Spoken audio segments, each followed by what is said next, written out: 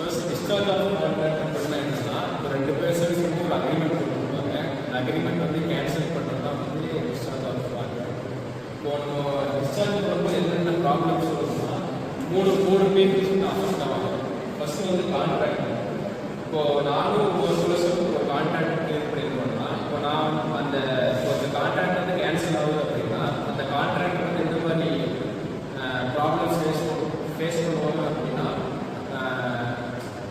அவங்களுடைய reputation, பிஸ்னஸோட reputation வந்து குறைய வாய்ப்பு இருக்குது. அதுக்கப்புறம் ஃபினான்ஷியல் லாஸ், அவங்க இதுக்கு முன்னாடி இன்வெஸ்ட் பண்ண அமௌண்ட்லாம் வந்து வேஸ்ட் ஆக வாய்ப்பு இருக்குது. அப்புறம் கிளைண்ட்ஸ் இப்போ கான்ட்ராக்டர் வந்து கிளைண்ட்ஸுக்கு வந்து சர்வீஸ் ப்ரொவைட் பண்ணுவாங்க. இப்போ கிளைண்ட்ஸ் அதில் என்னென்ன ப்ராப்ளம்ஸ் ஃபேஸ் பண்ணுவாங்க அப்படின்னா,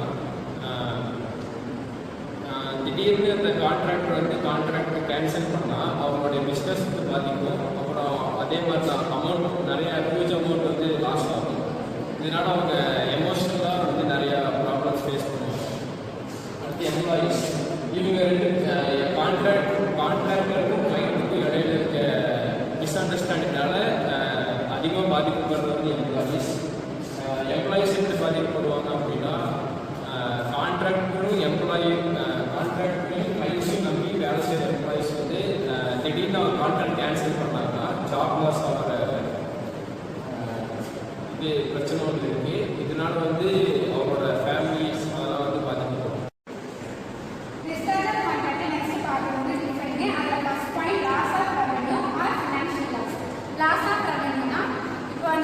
அந்த கான்ட்ராக்ட் வந்து டிஸ்சார்ஜ் பண்ணுறதுனால பிஸ்னஸ் வந்து லாஸில் போகுது. அதனால பிஸ்னஸோட ஃபினான்ஷியல் கண்டிஷன் வந்து லோ ஆகுது. நெக்ஸ்ட் பாயிண்ட் வந்து ஃபியூச்சர் பிஸ்னஸ் சேல்ஸ். இப்போ வந்துட்டு அந்த கான்ட்ராக்ட்னால வந்துட்டு பிளான் பண்ணி வச்சுருந்த பிஸ்னஸ்லாம் வந்துட்டு பிளான்ஸ்லாம் கொலாப்ஸ் ஆகுது. நெக்ஸ்ட் வந்துட்டு டேமேஜ் ஆன் ரெப்யூட்டேஷன். அப்படின்னா இப்போ வந்துட்டு அதை நம்பி இருந்த பீப்புள்ஸ் மத்தியில் வந்துட்டு அதோட அந்த கம்பெனியோட நேம் வந்து டேமேஜ் ஆகுது.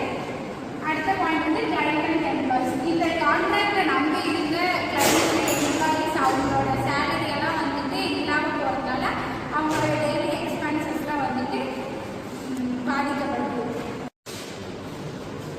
இப்போ